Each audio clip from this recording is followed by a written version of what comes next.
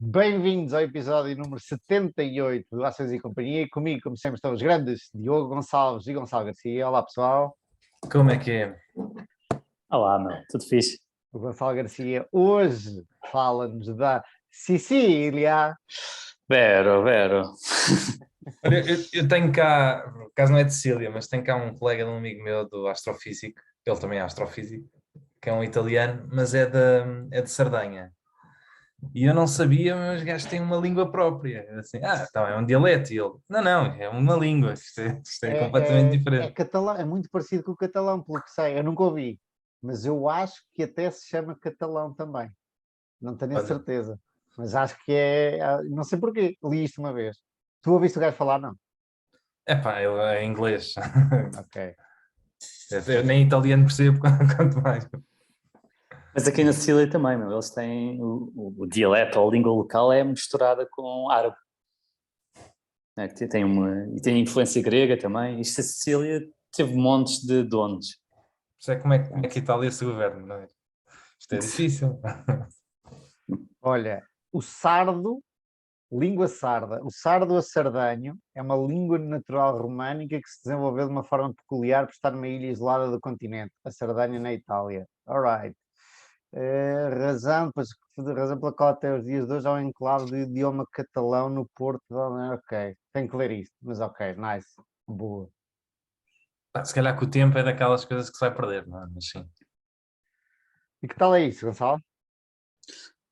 Eu gosto muito. É a combinação perfeita entre montanha, praia e comida. E máfia? Eu não sinto muito o impacto da máfia, mas parece que em Palermo ainda há algumas contribuições que se tem de fazer. Assim, mas um turista não sente. Agora Estás há quanto onde? tempo aí? Uma semaninha. E estás onde? O que é que já fizeste? Vou abrir o mapa da Sicília. Então, eu aterrei em Catânia e o primeiro dia fui a Taormina, que é uma cidade de norte de Catânia, que é uma cidade tipo no topo de uma montanha, muito, muito bonito, tem um aspecto medieval e como está no topo da montanha tem vistas espetaculares. Depois, no segundo dia, fomos fazer fomos até ao topo do vulcão Etna, que também é espetacular. O vulcão ainda está ativo, é dos mais ativos da Europa. A última erupção com lava foi em 2018 e vê-se o fiozinho mais escuro da lava. É um vulcão muito pacífico porque não é explosivo. Portanto, quando entra em erupção, o pessoal tem tempo de, ok, vamos montar a tenda e zarpar, não é? Arrumar a tenda e zarpar. Há tempo para tudo. Este vulcão, aparentemente, nunca matou ninguém que se não tenha exposto demasiado. Não é? Mas tem que se construir as casas ou não? Ou as pessoas sim, aí sim. não... Sim. Tem. As casas. Tem uma zona turística que serve como base de apoio a quem decide subir ao vulcão e essa zona turística tem de ser reconstruída cada vez que há uma erupção grande. Sim. Eu estava a ver, isto quase que dá para ir de barco, se calhar até para Malta, ou não? Dá, claro. Sim. Tem ligações a Malta, sim. E na zona mais perto de Itália continental, dá para ir a nada, que são só 3 km. Quer dizer, dá para ir, Gonçalo. depende, são só 3 km. Sim, não, mas quando eu digo há muita gente a fazê-la, eles até têm uma competição que é exatamente ir para o outro lado. Portanto, uma vez por ano há uma de gente que tenta competir a chegar ao continente europeu. O que, curiosamente, aqui a Sicília não faz parte do continente europeu, em termos geográficos, porque faz parte da placa tectónica que pertence à África. Uau! E eu estava aí a ver em cima, há aí uma data de ilhas pequeninas. Isso parece ser giro, Vulcano Porto, Lipari... Sim, uma das ilhas tem um vulcão Stroponi, e a ilha também se chama Stroponi, e esse vulcão ainda é ativo e é explosivo, portanto à noite consegues ver as explosões do vulcão, mas esse se tiveres um bocadinho de azar, até pode, pode não correr tão bem. Mas tu não viste E pronto. nada, não está em atividade agora, pois não? Ele está em atividade, mas só vês os fumos, não tem Sim, lava. sim, sim. Ok. Portanto, vejo o vapor e só. quando há lava, lá está, também vai escorregando, não é? Não é uma coisa... Sim, sim, vais correndo muito devagarinho. E uma coisa espetacular deste vulcão é que no inverno é uma estância de ski. Uhum.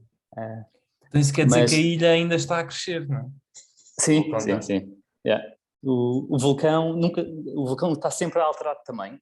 Às vezes cresce por causa da lava, não é? Mas de vez em quando há partes do vulcão que desmoronam, ou seja, que colapsam, e a montanha pode perder para aí 100 metros, assim, de um dia para o outro, porque aquilo colapsou. O Gonçalo é um poço de história. Não, Tá. agora... E tu ainda vais a Eu não Palermo ou sabia já antes. foste? Não, então, a Catânia é na zona mais este da ilha, ou na costa este. Nós vamos fazer tudo pelo sul e voltamos de Palermo, que é no norte, mas na zona oeste. Portanto, aterramos em Catânia e voltamos de Palermo. Eu ia dizer, eu estive aí há uns anos e recomendo, não fui ao lado oeste, onde estás, mas eu lembro-me de dizerem que havia qualquer coisa muito atípico aí para comer, que se calhar há várias coisas, não é? Mas havia uma qualquer específica que eu acho que até o Bourdain, eu sempre vou viajar, vejo os vídeos do Anthony Bourdain, e eu acho que na altura tinha visto aí a comer, mas não me consigo recordar o que é. Tu sabes o que é? Eu acabei de ver o último. Ele fez 2 episódios na Sicília. Eu vi o último, que é no Unknown Places, ou Unknown Parts. Parts unknown. Parts Unknown, exatamente.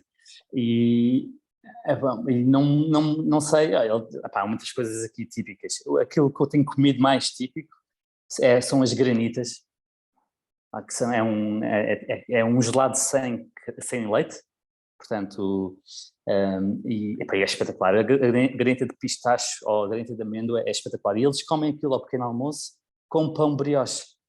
Tipo, é comer gelado com pão, e parece quase que foi uma criança que se lembrou deste tipo de pequeno almoço, mas é muito, muito habitual. Outra coisa muito habitual são os calones. Cannoli. Opa, é Cannoli. tão bom. Eu comi um específico num sítio, que para mim foi das melhores coisas que eu já comi. Isto, obviamente, depende do gosto de cada um.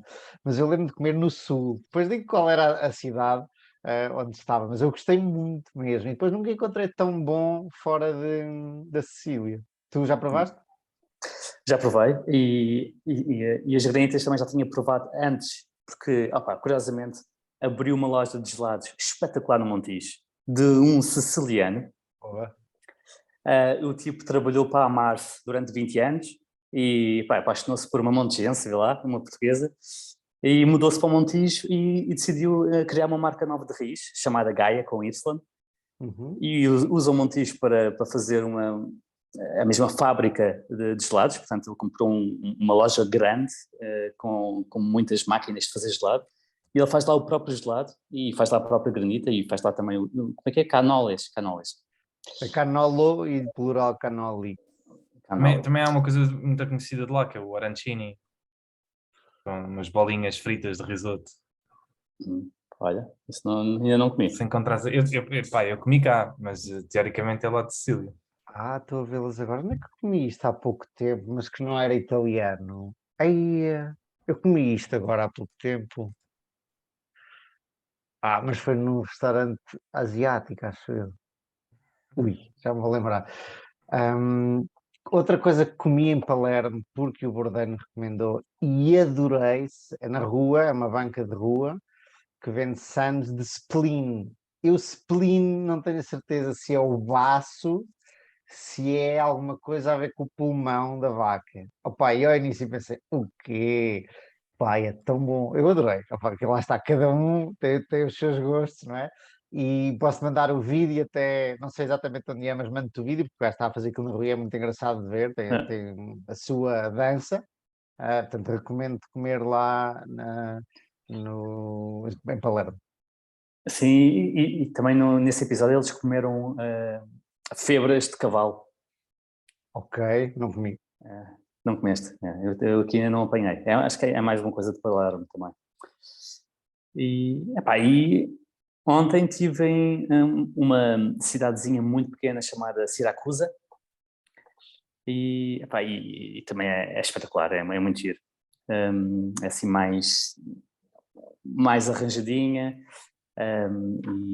e é daquela... é de onde é o Aristóteles, é de lá. Eu ia te Sim, perguntar isso, não há alguém conhecido que é de sim. Siracusa? Ok. E tem toda uma componente gira, histórica, porque lá está, é tipo uma ponta da ilha e que já pertenceu aos gregos, do tempo do Aristóteles, já pertenceu aos árabes, e claro que também pertenceu aos romanos e agora pertence à Itália. Aqui é um melting pot de culturas. E os nossos ouvintes e espectadores agora devem estar a perguntar: e as ações, malta? Pois é, isto. Mas é bom irmos introduzindo estas coisas. Foi o Jerez no outro dia, hoje é a Sicília, foi o boom do Diogo. Vamos introduzindo assim as coisas que não têm propriamente a ver com as ações. É bom também. Exatamente, é quase um podcast de viagens e ações. Estamos a migrar. Qualquer dia fazemos o spin-off do Sol das Viagens. Exatamente, mas olha, um bom investidor precisa de ser uma pessoa com uma mente abrangente, portanto, viajar ajuda. Então, isto leva-nos aos nossos temas. Qual é o teu tema, Diogo? Qual é que é o meu tema? Então, temos um tema conjunto hoje, não é? Antes de ir para aqui estive a ler o livro. Sim. Na última hora, li o livro e agora estou preparado para debatê-lo. Não, mas antes de irmos ao nosso tema, vamos falar aqui sobre um bocadinho da atualidade, não? O que é que nós temos aí? O que é que têm visto? Então, o Elon Musk afinal vai comprar o Twitter. Não é? Era provável que fosse, mas ele finalmente disse que agora é que vai mesmo. Foi obrigado. Sim, exato. E vem dizer que o Endgame é uma app X, não é? Uma app que faz tudo. Sério, é o clássico. O gajo quer fazer daquilo um chat, não é a história? Sim, mas isso queremos todos, não é? Quem me dera a mim fazer um WeChat ocidental. Pois é, aqui está uma coisa, e vamos interromper a conversa sobre o Musk. Eu descobri, não sei se o Gonçalo já sabia, mas eu descobri há coisa de uma hora que tu, Diogo, dás aulas de programação, porque nos contaste isso. É verdade. Conta-nos lá mais sobre isso. Para desviar um bocadinho mais da atualidade, não é? Exato. Não, eu quando acabei, aliás, até antes de acabar o curso, comecei logo a dar aulas. E eu tive aí para aí uns 4 ou 5 anos a dar aulas antes de ir para o mercado de trabalho, propriamente dito. E entretanto larguei aquilo, há 5 anos que já não fazia nada disso. E este ano surgiu a oportunidade, eu estou a trabalhar durante o dia, mas surgiu a oportunidade de ir dar só 2 turmas. Uma é terça-feira à noite e outra é sábado de manhã. De programação, é algo com que eu me sinto à vontade, não faço todos os dias, é o meu trabalho diário, portanto, eu sempre gostei de dar aulas, eu já na altura gostava muito de dar. Só não me via propriamente a fazer carreira, porque a carreira de professor, tirando os catedráticos, aquilo é muito complicado. E infelizmente não é a carreira mais... É isso? Nem é só ser bem remunerado, mas não é mais com melhor qualidade de vida, para assim dizer. Nem é só uma questão monetária. E ensinas programação específica, estavas a dizer? Sim, neste caso vai ser programação para dispositivos móveis. Aplicações, aprender a fazer aplicações para iOS e Android. E como é que existem linguagens de programação, não é? Imagina, existem coisas nativas, originais, por exemplo, a Android tem o Android Studio, que é o ambiente deles, e aquilo antigamente era em Java, E agora pode ser em Java ou em Kotlin, que é uma linguagem nova, porque eles entraram em conflito com a Sun e depois grandes confusões. E a iOS também tem o ambiente deles, que é o Xcode, que também tem uma linguagem própria, que é o Swift. Mas hoje em dia, e aquilo que eu estou a dar, é uma maneira híbrida de programar para as duas ao mesmo tempo. Ok. Pronto, eu estou a dar a React Native.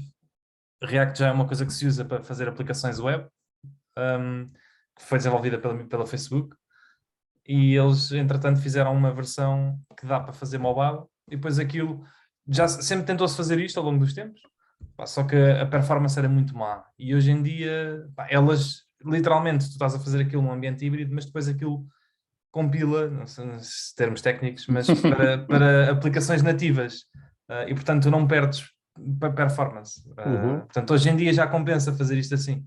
Então tu sabes fazer apps. Eu sei fazer apps, sim. Então precisas de explorar aí esse teu lado criativo.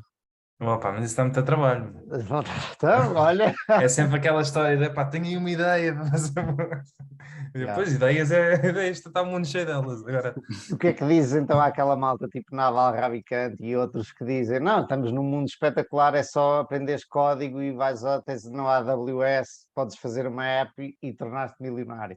Como se fosse uma coisa, tipo, vou ali já venho, vou ali buscar pão e já Epá, venho. não, dá muito trabalho. Fazeres uma coisa como deve ser dá mesmo muito trabalho.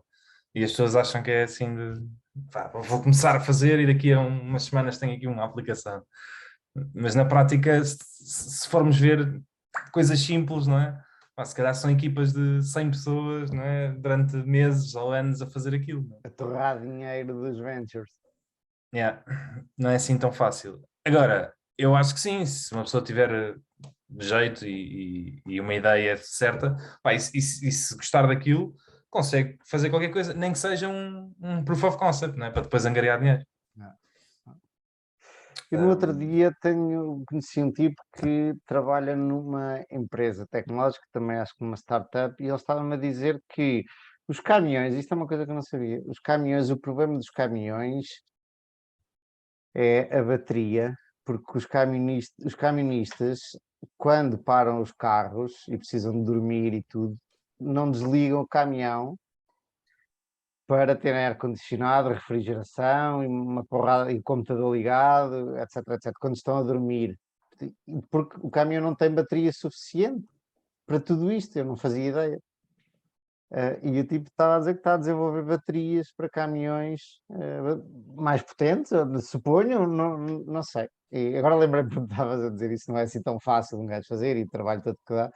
E é interessante, eu não sabia disto, que os caministas. Isto porque, obviamente, porque gasta gasolina ou gasóleo e há emissões e tudo isso. Portanto, há pessoas a pensar nisto. Isto só voltando aqui à história, isto depois também depende das alturas. Por exemplo, já foi muito mais fácil fazer dinheiro em aplicações. Antigamente, no início, havia malta que efetivamente fez muito dinheiro a fazer coisas simples, né? Até houve a história do Flappy Bird, que foi aquele jogo, não sei se lembram do jogo. Foi Angry um jogo. Birds. Não, o Angry Birds também. O Angry Birds, mas isso mesmo assim, eles foram desenvolvendo, e aliás, é uma empresa que está em bolsa e eles até têm algum sucesso. Mas houve um jogo mobile, eu acho que inicialmente até surgiu para iOS, que era o Flappy Bird. Pá, que era assim uma porcaria de jogo. Isto, pá, e poucos anos depois de sair os iPhones, pá, e o gajo efetivamente ficou milionário e foi uma pessoa a fazer aquilo. Foi um gajo na Indonésia, foi assim uma coisa do género, e pá, fez um jogo que se tornou viral e pronto, fez milhões. E aquilo depois, o jogo já nem existe há muitos anos, mas o jogo na verdade teve o seu pico durante meses e caiu. Mas no início era muito fácil, era muito mais fácil uma pessoa sozinha fazer coisas. Há vários exemplos destes. Há pessoal que fazia tipo softwares para o Farmville no Facebook e coisas do género. Pá, com o tempo e com a consolidação, tipo, os jogos que existem hoje em dia, por exemplo, para o telemóvel, são muito mais complexos, a maior parte deles, pá, e já são equipas enormes. Portanto, hoje em dia é cada vez mais difícil. Podes fazer skins para o metaverso, entretanto. Voltando à atualidade, estavas a dizer, onde vocês, a App X do Elon Musk, queremos todos. Olha, eu tenho visto, lembrando do Gonçalo no outro dia, e do Diogo também, mas do Gonçalo especificamente, porque o Google Maps e o Waze, especialmente o Waze, agora estamos a passar ao pé de uma BP e o gajo disto, parece o tipo das motas, como é que chama o gajo bom do MotoGP? Não me estou a lembrar, não é Miguel qualquer coisa? O português? Sim, Estava a falhar o nome. é Miguel, acho eu, sim, mas E aparece a fazer publicidade à BP na autoestrada antes de chegarmos à BP. Miguel Oliveira. Miguel Oliveira. Portanto, o Maps e o Waze já começam mesmo a carregar na publicidade finalmente, que era uma coisa. Ok, eu nunca vi publicidade no Maps, mas Eu vi no Waze agora, tipo, cai-te assim uma caixinha de cima com publicidade BP aqui à frente a 2 km e aparece o gajo, Mas fotografia do gajo. a Google claramente está a ser super agressiva nos últimos meses, em tudo o Já que seria. viste as notícias? Já apareceu até na televisão aquilo que mandaste no outro dia? Publicidade está em todo lado. Estão a publicitar aquilo a pontapé. Então, já viram as notícias do YouTube a ter 10 anúncios publicitários de seguida? Já não fazer testes tipo, para aumentar a publicidade no YouTube. Isso é mais nos Estados Unidos, nota-se mais, não é? Mas também forçar um bocadinho o pessoal a aderir ao premium. Yeah. Porque eu nunca apanhei mais do que 3, e mesmo 3 já começa a. Não, eu também não, mas eu só vi isto no Twitter, que havia, eles estavam a testar coisas desse género. Pá, depois estão a fechar uma data de serviços, não é? O Google Stadia que fecharam, fecharam assim uma coisa, estão a fazer um clean-up interno e a aumentar a monetização dos produtos. Antigamente havia anúncios a meio dos vídeos no YouTube. Agora também há. Estava a pensar que já não havia há muito tempo, mas vi no outro dia. A meio do vídeo do YouTube. E entretanto, o que surgiu foi, as últimas notícias foi da DeepMind, não é? Pá, que tem sido coisas espetaculares. Eu não sei como é que eles vão fazer dinheiro com aquilo, mas que tem feito grandes revoluções. Ainda hoje saiu uma notícia ontem da DeepMind. Descobriu algoritmos tipo para. Isto é uma coisa muito técnica, para calcular matrizes, para operações com matrizes. Descobriu um algoritmo muito mais eficiente do que os que existem, e os que existem hoje em dia foram descobertos tipo os melhores há mais de 50 anos e nunca ninguém tinha descoberto nada melhor, e aquilo é tipo inteligência artificial à procura de novos algoritmos para matemáticos, e foi mais um exemplo que foi espetacular, foi publicado na Nature e que vai ter implicações enormes. E faz o quê? Imagina, aquilo não faz nada em concreto, aquilo descobriu um algoritmo para para fazer operações com matrizes. Pronto, que é uma coisa matemática. Eu acho que é matrizes. É álgebra linear. E imagina, a fórmula que existia, que era mais eficiente, tinha sido descoberta há 50 ou 60 anos. E os gajos meteram o computador a procurar novos algoritmos, de alguma maneira, e descobriram que aquilo conseguia encontrar que há 60 anos que não se descobria nada melhor. A questão é que aquilo tem imensas aplicações. Um exemplo, assim, que me vem logo à cabeça é tudo o que seja a parte de gráfica, ou de jogos, ou de vídeos. Sim, fazer muitos cálculos de fora, por trás, não é? Toda a parte gráfica, não é? Eu tive cadeiras de computação gráfica, pá, e aquilo é calcular matrizes, é operações com matrizes à pontapé, né? O ecrã é uma matriz, né? Pixels, e tudo o que tu fazes graficamente são operações entre matrizes. Portanto, se aquilo é de 15 ou 20% mais eficiente, de repente, tipo, tudo o que seja vídeo, não é? Tem 15 ou 20% mais eficiência. Um exemplo. Consegue correr em componentes piores para a mesma qualidade, ou então consegue aumentar o poder do vídeo, não é? Uma coisa muito curiosa da DeepMind é que, por exemplo, aquele software do AlphaFold para descobrir como se desdobram o desdobramento das proteínas, eles descobriram aquilo e meteram logo open source. É muito curioso. Tipo, não, sim, a DeepMind, na verdade, acho que eles não fazem nenhum aquilo, não é? Acho que até hoje... Tem algumas receitas e alguém que eles têm de publicar as contas, mas é difícil avaliar porque o cliente, digamos assim, principal da DeepMind é a própria Alphabet, ou o próprio Google. Mas eles fizeram para aí 500 milhões de lucro, que é muito pouco no contexto da Google, mas é tudo receitas da Google a pagar a DeepMind. Portanto, também não conseguimos, não dá para perceber muito bem o que é que é. Não, que eu acho que aquilo é importantíssimo para eles, não é? Que aquilo tem imensas funcionalidades. Mas é interessante, por acaso foi uma empresa que eles compraram e há uma data de anos. Sim. É. Eu tenho aqui uma nova, vi há bocado no Twitter, vou encontrar aqui a foto só para pôr atrás, que é aqui uma app japonesa, e agora vou estar a ler o que diz aqui isto do Twitter, que uma empresa, acho uma agência não governamental japonesa, inventou este jogo, que é para os cidadãos japoneses identificarem estragos ou danos em infraestrutura.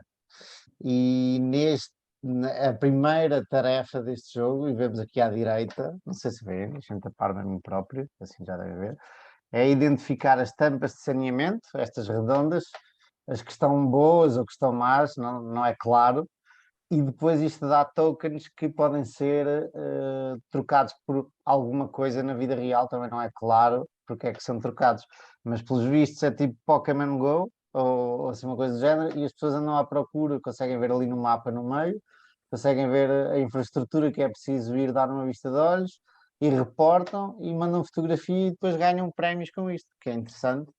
Mas isso não é monetizado, ou é? Eles dizem aqui que te dá um token que depois podes trocar por Não. coisas em vida real.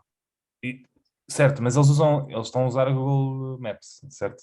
Não tenho a certeza disso.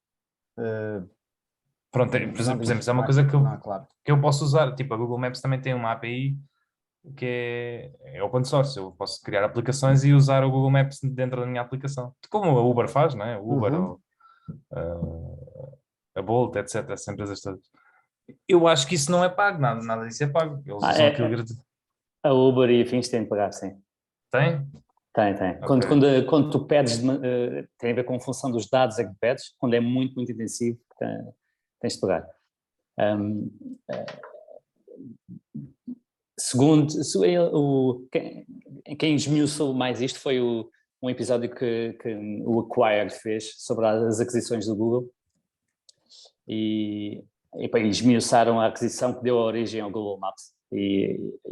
Na altura que eles analisaram isto, já foi em 2017, a venda das APIs, era a principal fonte de receitas, nem sequer era a publicidade. Não é bem a venda das APIs, mas é o acesso, permitir o acesso A renda. para partilha É uma da renda, rendinha. exato. É. São as Portanto, melhores. os japoneses a fazer o melhor pelo mundo, pelo meio ambiente. Há um tipo cá de Coimbra, eu estou em Coimbra agora, que eu conheço, e com quem conversei, e com quem estive até a falar com os programadores e tudo, que lançou uma app que é o Brand Ninjas, que o que fazem é tipo como é que se diz? Não é para contratar pessoas que queiram, por exemplo, vocês, para ir ao supermercado, a Delta precisa de saber se os seus cafés estão expostos de acordo com o que combinaram, com o que negociaram com a Sonai. E precisa de saber em tempo real. Normalmente há duas consultoras grandes que fazem isto, cobram muito e não vão a todas as lojas e não vão em tempo real e por aí fora. E com esta app nós ganhamos uns trocos, a Delta paga-nos uns trocos e vamos ao Pingo Doce mais próximo, ou neste caso ao continente mais próximo, e vamos lá, dizemos, explicamos o que é que, onde é que estão, ou se está na prateleira certa, ou assim, não sei ao certo se somos nós que dizemos em que prateleira que está, ou se nos perguntam se está na prateleira X, tiramos a fotografia, que depois eventualmente pode haver problemas com a Sonai, mas eu acho que as próprias Sonais e Jerónimos Martins criam isto para controlarem as suas próprias lojas, a ver se as próprias lojas estavam a funcionar, e acho, não sei, por acaso não falo com ele há algum tempo, acho que está a correr bem, ou pelo menos ao início ele tinha muito interesse de grandes marcas e destas cadeias de supermercados, e isto era aquilo que eu me referia há uns tempos atrás, que gostava de ter alguém nos Estados Unidos a ir visitar uma loja, ou assim, para eu ter um feedback. É uma coisa assim parecida com isto, e que já está em funcionamento em Portugal. Não sei, eu acho que também existe fora, mas neste caso em Portugal, faço aqui a publicidade, Brand Ninjas, ou Brand Ninja, não sei muito bem. É isso, pá. Mais algum tema da atualidade? Mas Sim. crédito suíço, meu. Está aí. É verdade. Será que está aí a explodir ou não? Devíamos ter convidado o senhor Horta Osório para vir aqui conversar connosco um bocadinho. Opa, agora já se percebe porque é que o gajo esteve lá há pouco tempo e se pôs a andar. Depois a andar a puseram nos patinhos. Não sei, mas se calhar foi ele que fez por isso. Não é? Eu do que Sim, entendi, muito pouco, ele queria fazer alguma mudança que as pessoas não ficaram contentes. sim, e aparentemente a razão de ele ter saído, teoricamente oficial, foi porque ele usou o jato privado Ah, para ir umas férias com a família. Tinha ido em representação do Crédito Suíço ao Japão, a um país asiático, e já que estava lá, depois usou também o jato privado para ir às Maldivas, ou uma coisa assim. Assim fez bem, meu. Pronto, e assim foi despedido facilmente. Vamos ver. Mas é curioso este stress e esta comparação com a Lehman, que me parece um bocadinho abusivo. Porque pá, claramente os níveis de capital e de alavancagem pá, não têm assim muito a ver. A Lehman era uma coisa incrível e agora o banco parece um bocadinho mais solvente. Agora que vai ser rentável é outra conversa. Todos os bancos são insolventes, não é? Se houver uma crise de confiança, todos os bancos vão à vida. O problema é esse. E por isso é que é complicado este tipo de notícias. já estavam a falar de qual é que era o outro. Não era um alemão, não? Não era Deutsche? É o Deutsche também. assim, Mas o Deutsche falam do Deutsche desde 2008. Sim. Já ouço falar que o Deutsche está para falir desde 2008. Sempre o saco de pancada. E o Credit Suisse, ontem estava a ler o último artigo do Kirby, interessante, o gajo tem uma perspectiva macro muito engraçada. Ele estava a dizer a Federal Reserve é como o Credit Suisse, está sempre em risco, mas aguenta-se sempre, está sempre a andar e sempre, nunca vai abaixo. Estou a brincar com o Credit Suisse. Mas eu não sei muito bem o que é que se passa com o Credit Suisse. Vocês sabem trocar em miúdos, não? Epá, é assim, eles estiveram envolvidos numa data de escândalos agora. Lembram-se daquele asiático que tinha um fundo. Chegos. Yeah. Eles perderam uma pipa de massa aí, pá, e já houve outros. Portanto, eles nos últimos 2 ou 3 anos perderam muito dinheiro envolvidos numa data de escândalos. Epá, e vão fazer uma reestruturação grande do banco. E provavelmente o banco, agora com a apresentação dos próximos resultados, vai fazer o ponto de situação estratégico e dizer o que é que vai vender. E, entretanto, para saberem o que é que vão vender, deve haver algumas equipas do banco que estão a sondar o mercado para ver o que é que conseguem vender. E isto tudo cria rumores, não é? Depois acabas, ok, tens o Crédito Suíço a dizer quanto é que tu ofereces por isto? E tu, quanto é que ofereces por isto? E tu, e tu vais ver os burburins e, portanto, eles foram obrigados a dizer que realmente vão fazer um apanhado estratégico e vão se tornar mais eficientes e não sei o quê. É curioso, o problema que é que a agora... Fosun também está numa situação similar. Não sei se os ativos provavelmente não serão iguais, já estou parecido, mas também está a vender coisas para se aguentar. E o problema é que agora provavelmente conseguem preços piores por causa disto, não é? Porque agora parece que estão um bocado desesperados e tal, e quem quer comprar já está assim, está numa melhor posição, não é? Exato. Mas foi o Deutsche Bank fez algo muito parecido, criou uma divisão, tipo um bad bank, semelhante ao que o Dove Bank fez, não é? Também teve o bad bank, toda uma panóplia de ativos que eram para ser vendidos ao longo do tempo e fizeram uma divisão clara, o que é que era para continuar e o que é que era para sair. Provavelmente é o que o Credit Suisse trata de fazer e estes escândalos serviram para impulsionar a saída de grande parte de investment banking e deste financiar hedge funds e de coisas que é muito difícil tornar rentável quando tu perdes data de bis atrás de data de bis por exposições que para ganhar uns trocos. Quer dizer, não eram uns trocos, mas em termos de versus todo o montante exposto, era aquelas situações de apanhar pennies em frente de um corta-relvas. Não era o corta-relvas, era o steamroller, como é que se diz em português? Há um cilindro. O cilindro das estradas. Mas também é irrelevante.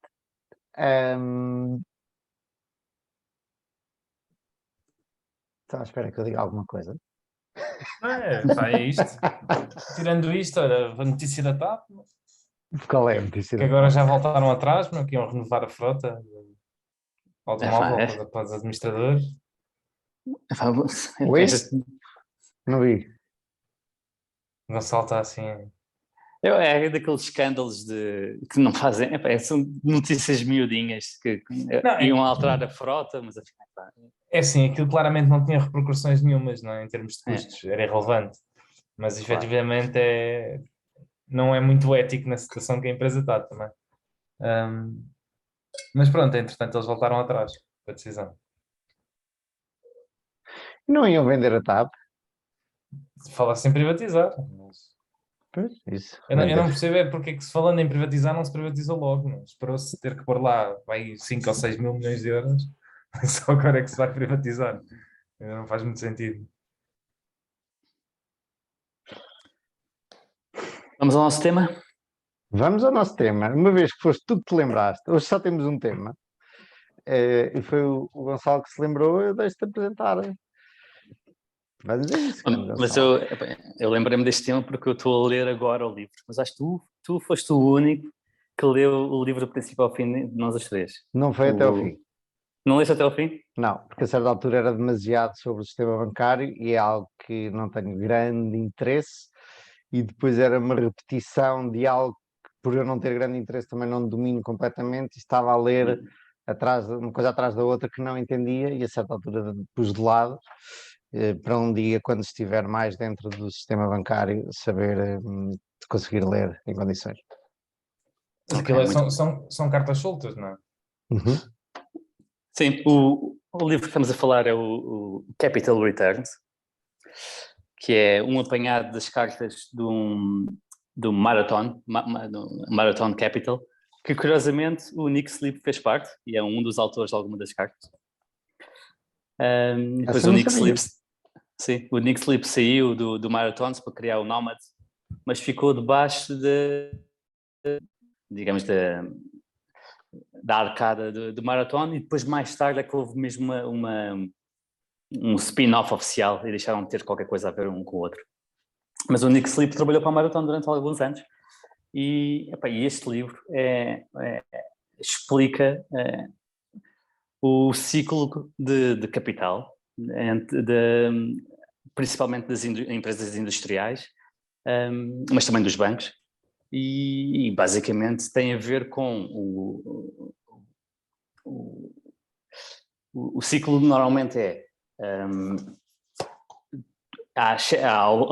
portanto, podemos começar por o optimismo, que leva a aumentos de capacidade, que levam à caída de preços, que leva ao pessimismo e à sobrecapacidade, que leva a que as empresas saiam do mercado e que seja destruída a capacidade, que leva à subida de preços e que leva novamente à entrada de novos competidores, e cria-se aqui todo um novo ciclo.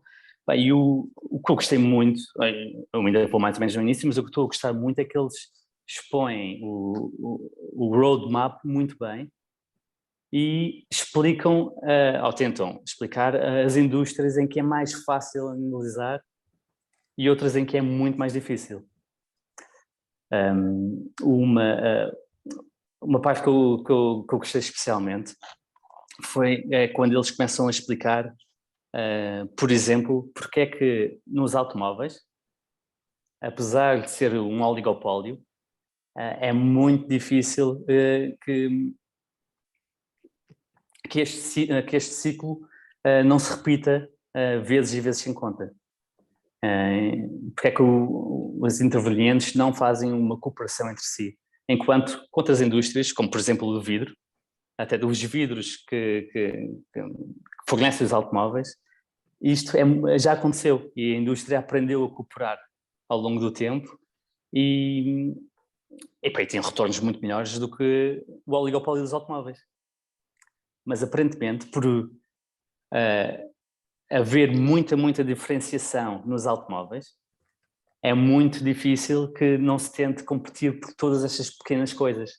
E os intervenientes vêm quando há uma agressão de preços. Não é uma agressão direta, porque os automóveis e as marcas são ligeiramente diferentes entre si.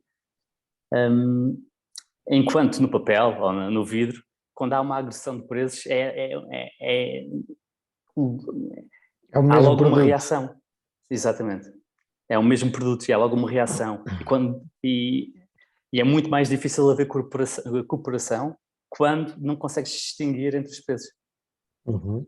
Eles explicam isto muito melhor do que eu estou aqui um bocadinho embrulhado, mas achei bastante piada. Outra, em relação à banca, eles discutem um ponto que me parece fascinante, foi o porquê da banca, apesar de ser um candidato claro a estes ciclos económicos, nunca conseguiu sair do ciclo de baixo. Lembras-te dessa parte? Não. Podes começar que eu depois apanho. Boa. Porquê é que dizes que nunca conseguiu sair do ciclo de baixo? Por menos desde 2011. Na Europa? Porque nos Estados Na Unidos... Europa. Sim, exato. É curioso que digas isto porque eles focam-se exatamente na banca europeia. Yeah. Sim. E muito ali na Irlanda também, antes Sim. da crise financeira. Sim. E focam exatamente em justaposição à banca americana, que realmente conseguiu criar os ciclos e o mau ciclo do subprime depois deu origem a um bom ciclo dos anos seguintes, enquanto na Europa isso não aconteceu. Se vires os retornos sobre o capital dos bancos europeus, apesar de termos tido um ciclo baixo muito forte e muito intenso, não voltámos a ter um ciclo alto. E uma das condições para que estes ciclos aconteçam, portanto um ciclo de retornos baixos leva a um ciclo de retornos altos no futuro, é permitir que é haver uma estratégia de saída, exit strategy. Portanto, tens de permitir aos players sair, tens de permitir às empresas, e neste caso aos bancos, saírem, o que não aconteceu na Europa. Como assim saírem? Tens de permitir que o excesso de capacidade seja absorvido, quer seja por fusões e aquisições, e depois fecho de fábricas e afins, no caso dos bancos seriam fecho de balcões, ou a distribuição de excesso de capital aos acionistas, ou quer seja por falência, certo? Por bancarrota e sentir excesso de capacidade. Só ajustando a capacidade é que depois crias as condições para que as empresas ou os bancos que ficam serem mais rentáveis no futuro. E na Europa isto não permitiram, não só não permitiram, como aumentaram os requisitos de capital de tal forma que, para além de não haver capital a sair, os bancos ainda fizeram sucessivos aumentos de capital e retiveram grande parte dos seus lucros para reinvestir a taxas muito, muito baixas, só com o intuito de sobreviver. E é giro ler as cartas que eles expõem isto em cartas de 2011, 12 e afins, e ver o quão é verdade que isto aconteceu.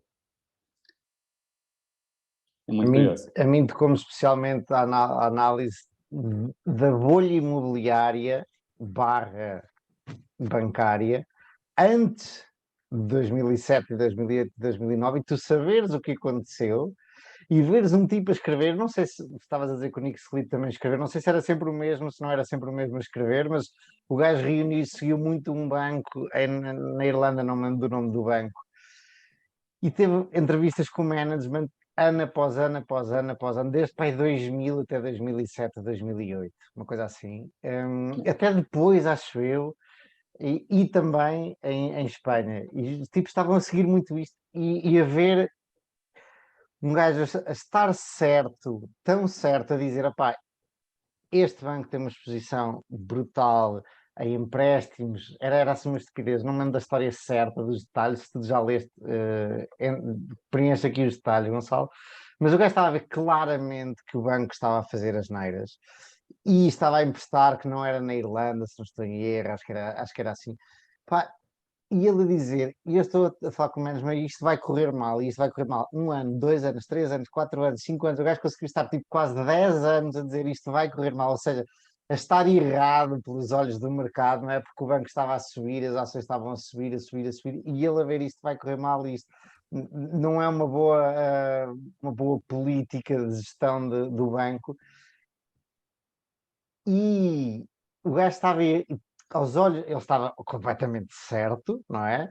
Mas aos olhos do mercado estava errado durante tantos anos, e ele continuou, ou eles continuaram com a sua opinião, e sempre a conversar com o banco, sempre a seguir o mesmo banco, que eu achei curioso. E por seguirem este banco, seguiriam outros, seguiriam muito mais empresas, e, sabia, e conseguiam ver isto, estava escrito antes de 2007, e a mesma coisa da bolha, porque houve bolha imobiliária também na Irlanda e em Espanha, e eles a falar claramente disto, e a dar vários exemplos. O livro está cheio de exemplos de empresas imobiliárias em Espanha que deram um passo maior que a perna e tudo isso, e a dar claros exemplos concretos de excessos e de que isto ia acabar tudo muito mal. Eu adorei ver isso. É um livro que eu li muito rápido no telemóvel, e quero comprá-lo para tirar notas e pôr post-its, porque é tão interessante ver que alguém descobriu, salvo seja, todos os sinais, e mesmo assim as coisas aconteceram.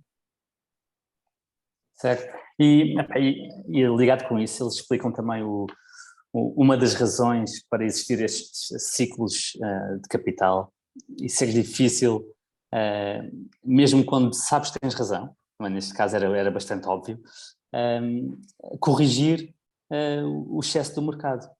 E ele diz que isto deve-se sobretudo a limites para fazer a arbitragem, e que tem a ver sobretudo com o facto de os interesses, há muitos interesses que estão focados no curto prazo.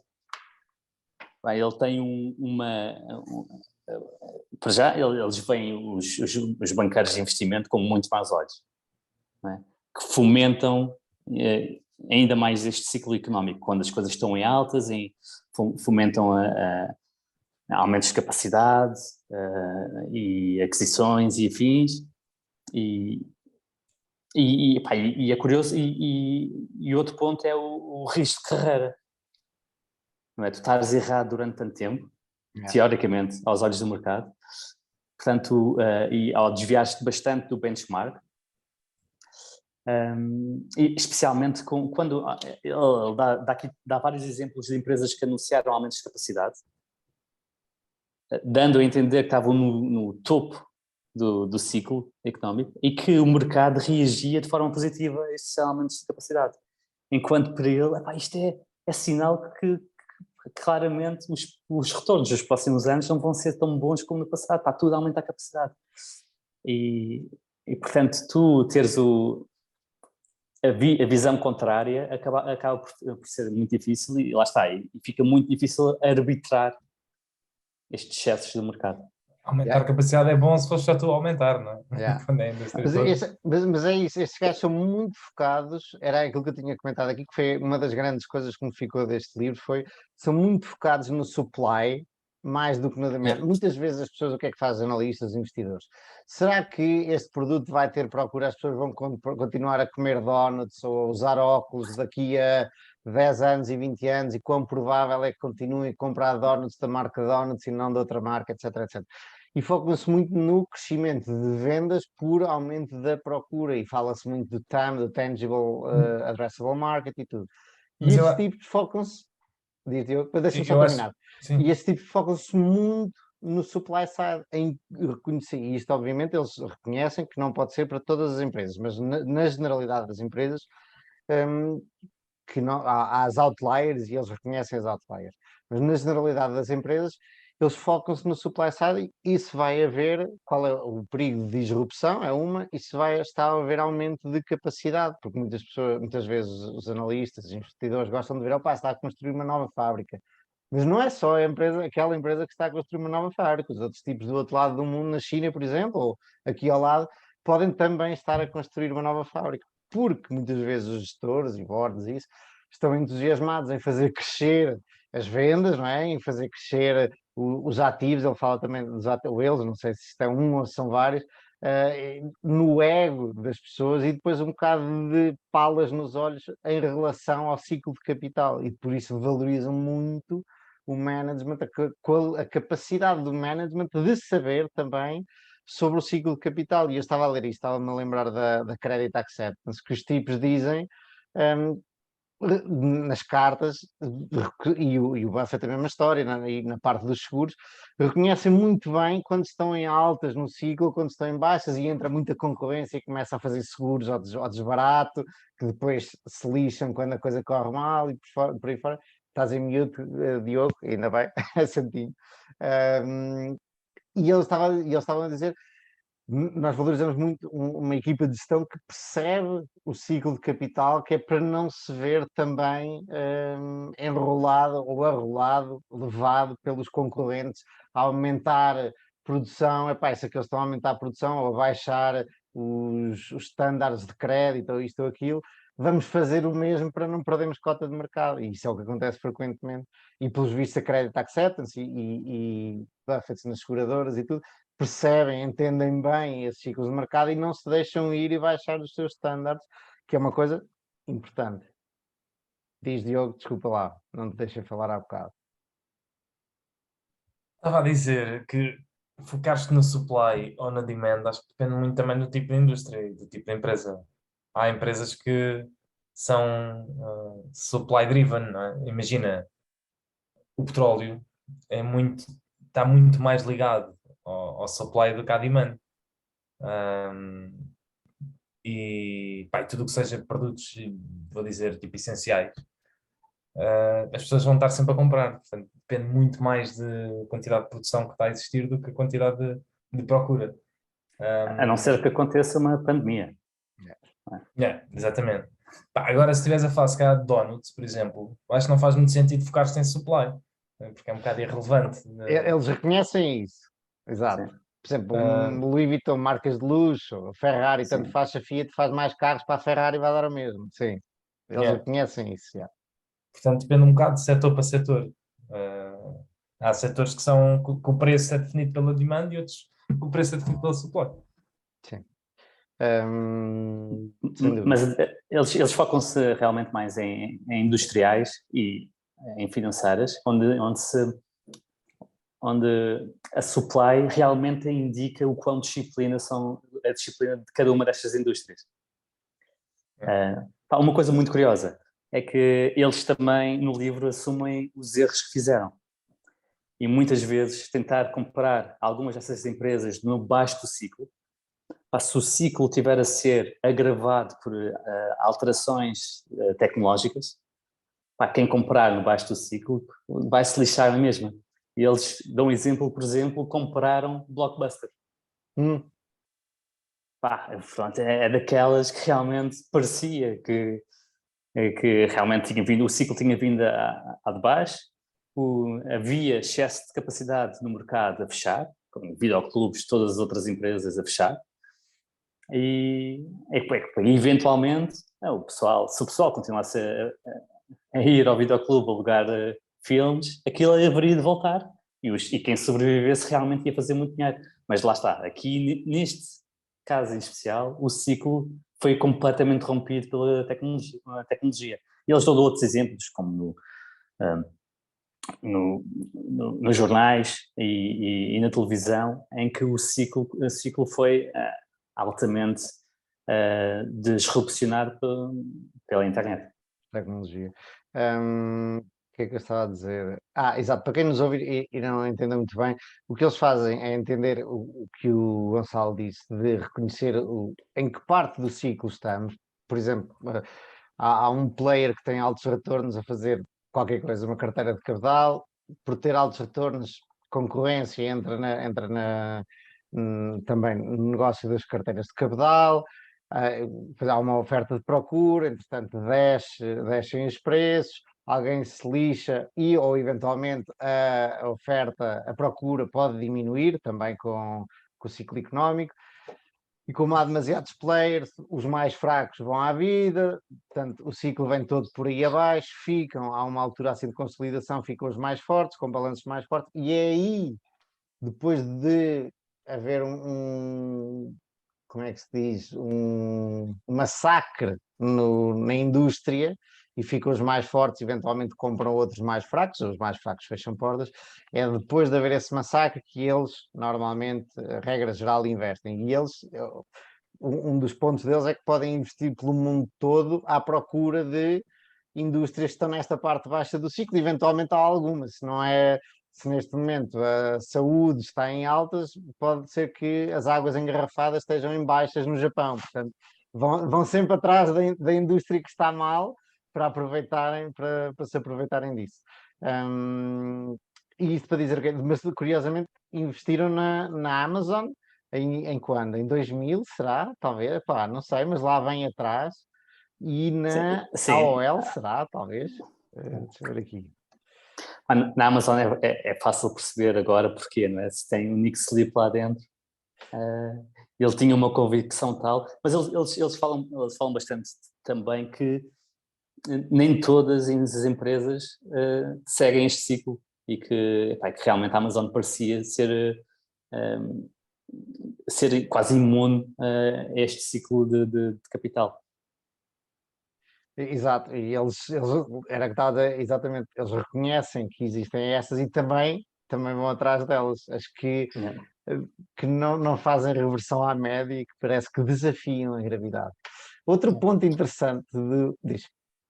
Não, e para além de que também reconhecem indústrias por terem feito uma série destes ciclos, ficaram de tal forma consolidada que os intervenientes aprenderam a colaborar e então esta indústria em si deixa de ser tão cíclica e passa a ser uma indústria excepcional. Isso é uma coisa que eu me interessei desde que, lá está mais uma vez, que estudei a O'Reilly e a AutoZone, e porque é que há algumas indústrias que são altamente indisciplinadas e outras que se mantêm disciplinadas, e essa das autopartes nos Estados Unidos manteve-se disciplinada. Eu tendo a acreditar que é porque existe a possibilidade, eles percebem todos que não precisam de baixar preços, porque estão ali 2, 3, 4, 5 players que estão a começar a dominar o mercado, é um mercado que está meio consolidado e que não precisam de lutar uns contra os outros em preço e de se undisciplinar, não sei, perder a disciplina. Enquanto existem outras, por exemplo, já falámos aqui, Sonai, Jerónimo Martins, etc., que supermercados, acho eu, não tenho a certeza do que estou a dizer, me parece uma indústria que eles vão competir muito por preço. E o que é que faz umas indústrias? Eu nunca pensei muito mais nisto, mas achei interessante, era uma coisa que quero pensar mais no futuro. O que é que faz algumas indústrias manterem-se disciplinadas e outras não? Tu já comentaste dos carros, as nuances que existem nos carros não é exatamente o mesmo produto que estão a vender. É um bom ponto. Exatamente, não é exatamente o mesmo produto a vender. No caso dos supermercados, é verdade que há formatos muito agressivos no preço. Hoje a hard discount e os supermercados em Portugal, como o Continente e o Pingo Doce, são algo agressivos no preço. E há muitas promoções, mas eu acho que isto é mais aparente do que verdadeiro quando olhamos realmente para as unit economics, para os retornos que estas empresas têm. E tu olhas para o retorno de Jerónimo Martins, que é um hard discount na Polónia, e que tem retornos altíssimos e é o player mais agressivo em termos de preço, a Biedronka na Polónia. Apesar de ser aparentemente agressivos, o negócio ainda assim é tão bom que eles poderiam ser mais agressivos. Mas lá está, aqui há outras vantagens que permitem colmatar a falta de cooperação. Não é? As vantagens de escala, por exemplo, que são tal, por exemplo, em Portugal, a Jerónimo Martins tem cerca de 23% de cota de mercado, o Continente tem 24%, estes dois juntos têm 50% do mercado. Conseguem extrair sinergias de compra brutais que para os outros players, mesmo que sejam hard discount tipo Lidl, têm dificuldade em competir. Precisam competir muito mais.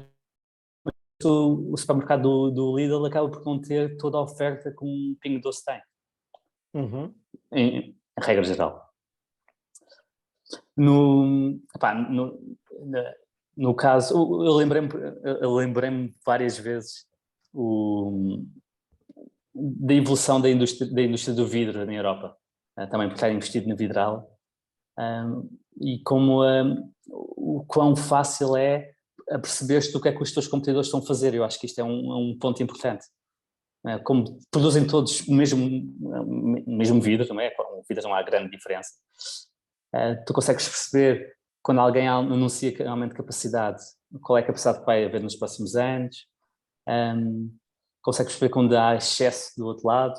Portanto, o que incentiva muito a haver uma disciplina entre a indústria, em que outras indústrias não permitem. Não é? Quando tu consegues esconder muito bem os aumentos de capacidade, é um incentivo a que não haja cooperação.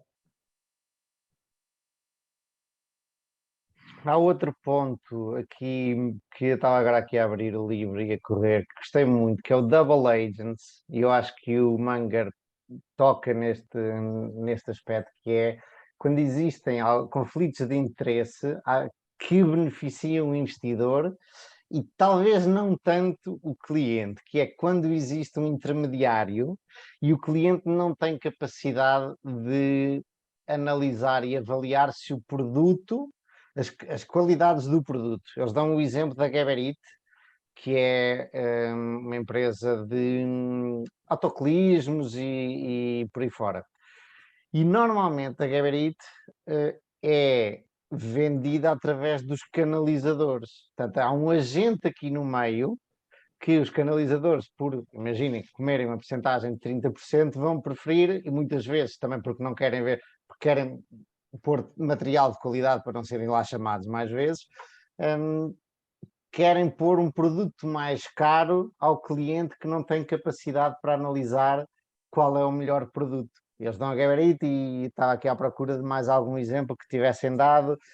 Depois como é que se chamam? Curiosamente a minha mãe estava-me a dizer que precisava de outro aparelho e de ouvido, e os aparelhos auditivos também passam por, não sei se por médicos ou por os agentes que os vendem nas lojas, não sei se é como os óculos, que são os optometristas, e também existe a mesma coisa para os aparelhos auditivos, não sei, mas também são empurrados aos clientes, porque os clientes não têm capacidade de perceber o que é que têm que comprar. E quando existe e eu lembro-me de várias outras coisas, produto de material médico, por exemplo, falta-me o nome, não é material médico, mas pronto, dispositivos médicos, quando há um agente que está incentivado, olha, lembram-se dos médicos, por exemplo, que iam de férias, iam a congresso, à República Dominicana e tudo isso, pronto, eles estavam incentivados a vender as marcas e não os genéricos, por exemplo.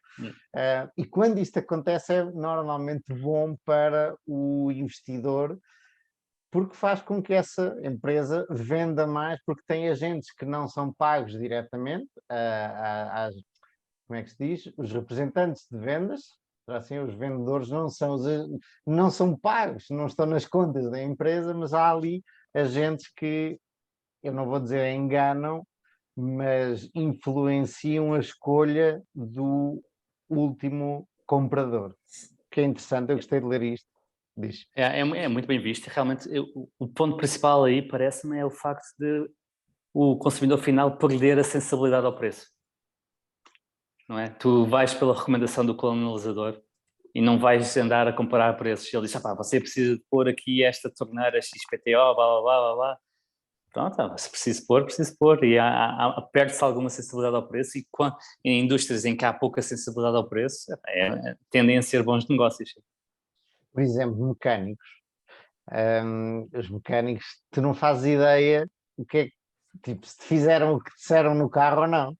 Ou se tu precisas daquela, sei lá, correia de transmissão nova ou não. Muitas vezes eu acredito. E aqui já não é a mesma coisa, já estamos a entrar.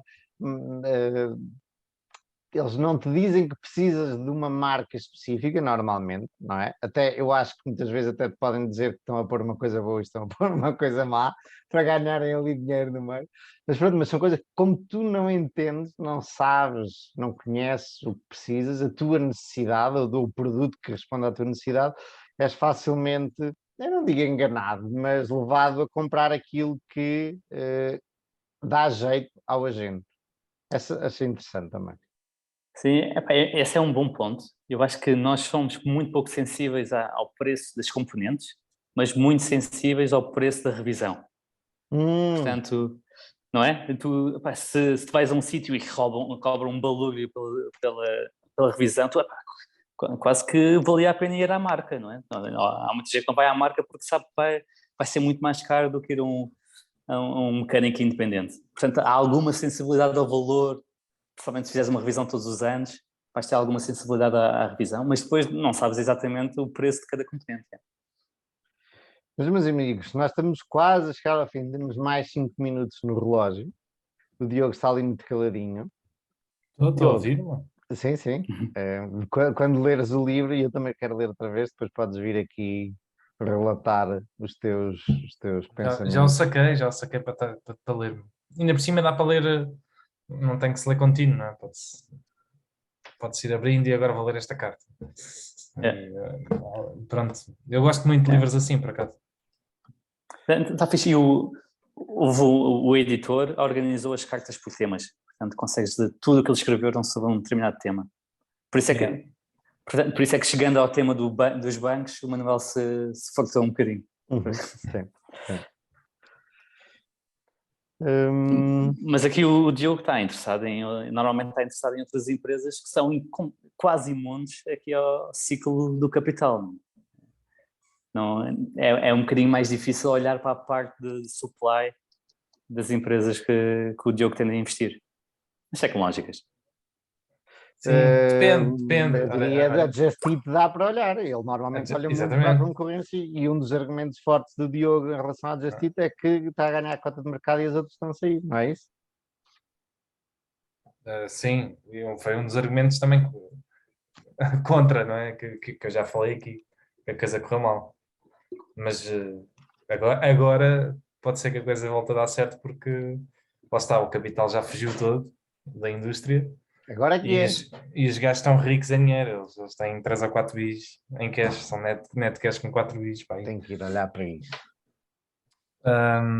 Mas sim, olha, é um bom exemplo que dá para aplicar este modelo mental ao ciclo económico dessa indústria. Não, e outra que me vem à cabeça é a Micron. Aí é que sim. É claramente super cíclico. Mas que acabaram de anunciar um aumento de capacidade gigante, não é? Vão investir 100 bis. Mais. Mas isso, imagina, isso é muito notícia de jornal, porque eles disseram que vão investir esses 100 bis numa nova fábrica em Nova Iorque, mas há 20 anos. Portanto, isso não é, na prática, os gajos vão estar a pôr 5 bis ao ano, não é? que é baixinho para o tamanho da indústria. Portanto, isso foi muito flor de jornal. E flor de jornal, não é flor de jornal que quer dizer? Folclore. Sim, muito folclore. E além disso, esses 100 bis, os gajos, eu não sei quanto é que eles vão pôr, mas a maior parte daquilo são grants. Subsídios. Vão ser subsídios do Estado americano para trazer para os Estados Unidos a produção, portanto não vão ser eles a gastar dinheiro. Tem subsídios federais e estatuais também. Exatamente. Aquilo, à partida vai ser um muito bom negócio para os gajos. Deixa-me só dizer, curiosamente tens um... Mas eles estão todos, deixa-me só dizer isto, eles estão todos, ao contrário dessas notícias, as empresas de semicondutores neste momento estão todas a cortar a produção e a cortar a despesa. Eles anunciam isso há 20 anos, mas na atualidade eles acabaram de anunciar um corte de 30% até o próximo ano. E como ela estão todas, porque a indústria neste momento está oversupplied, lá está. Houve um glut muito grande, houve uma escassez muito grande, não é, de semicondutores por causa do Covid, e agora está a haver um glut de produção, de supply, não é? E eles estão todos a cortar a produção. nos próximos meses. É um ano, vamos ver. Se tudo correr bem, os ciclos normais dos semicondutores costumam demorar tipo 2, 3 quartos. Mas os ciclos sejam tão curtos e ainda assim o preço da ação reage violentamente aos ciclos. Yeah. Porque há alguma expectativa que este ciclo seja menor em termos de despesa, porque neste momento já só há 3 players, lá está. Antigamente havia muito mais. Mas os ciclos eram muito curtos, mas como aquilo é tão capital intensivo, as empresas e as empresas não podem parar as fábricas, porque aquelas fábricas não podem parar, não é? Por mais que, ao se pararem a ter prejuízos avultadíssimos, num ano eles conseguiam perder o dinheiro todo, não é? Imagina, seria muito fácil à escala agora a Micron no ano passado teve à volta de 8 bis de lucro. E é muito fácil nós vermos movimentos tipo de 8 bis para 8 bis negativos. e as empresas, principalmente estando endividadas, etc., muito facilmente têm uma vida, com ciclos muito curtos. Então, na baixa deste ciclo, a Micron estava a estimar agora ter perdas pequenas, em vez desses 8 bis negativos. É assim, o próximo, este quarter já foi mal, já foi um bocado afetado, mas ainda foi bastante lucrativo. No próximo quarter, a estimativa deles é estarem a zeros, é não terem lucros nem prejuízo.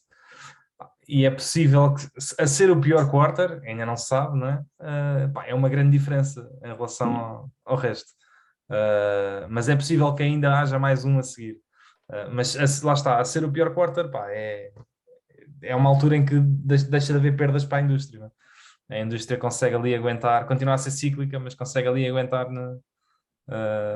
a zeros, mesmo quando as coisas estão a correr mal. E de qualquer das maneiras, lá está, a indústria é toda muito, muito bem preparada. Por exemplo, a Micron é net cash, tem para aí 10 bis ou 8 bis de cash parado, né? Precisamente por tudo o que se passou já antigamente. É uma indústria com uma folga grande e já preparada para o impacto. Mas vamos ver. Eu acredito que vai ser um ciclo diferente.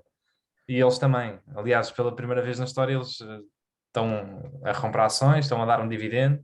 E a expectativa deles é nunca parar no dividendo. Desde que começaram, que eles disseram, o nosso objetivo de dar o dividendo é continuarmos a dar o dividendo para sempre, senão não íamos estar a dar. Portanto, há claramente uma tendência da indústria a pensar que vai continuar a ser cíclica, mas que os ciclos vão ser muito mais favoráveis. This time is different. Não é diferente, é semelhante, mas com... menos amplitude. Exato, com menos amplitude. No livro parece... É curioso, no livro que lá está, abordam algumas indústrias que por ficarem mais consolidadas melhoram e os ciclos ficam menos agressivos. E esses 140 bis que os gajos já anunciaram até 2035 ou 45, ou o que é, nós temos que ver que lá está, mais uma vez, isto é uma indústria claramente que se avalia do lado do supply, porque a demand, historicamente, mesmo quando há estes oversupplies, este ano vai haver um aumento de demand nas memórias no mundo. Ou seja, há uma oversupply não é porque não há procura, é porque a produção foi superior à procura. Mas, historicamente, e a ideia estrutural é que continua a ser preciso cada vez mais memórias de RAM e ROM, né? A uma taxa de 15% ou 30% ao ano. E, portanto, procura continua a haver. E mais tarde ou mais cedo vai ter necessidade de nova capacidade. A ideia é a indústria gerir a capacidade para o aumento da procura. E não estar a produzir em excesso. E a questão é essa, é conseguir gerir esses dois valores, porque claramente há procura. A procura continua a crescer a taxas altas, né? Cada vez há mais servidores, cada vez há mais telemóveis, computadores mais poderosos. Os carros agora são também outra fonte de crescimento de memórias, né? Com a condução autónoma e com os carros elétricos, etc. Portanto, a procura tem taxas de crescimento de double digits. Né? O problema é se constrói demasiada capacidade demasiado rápido, e esse é que é o problema. E isto é tudo muito capital intensivo, portanto é muito difícil de gerir isto.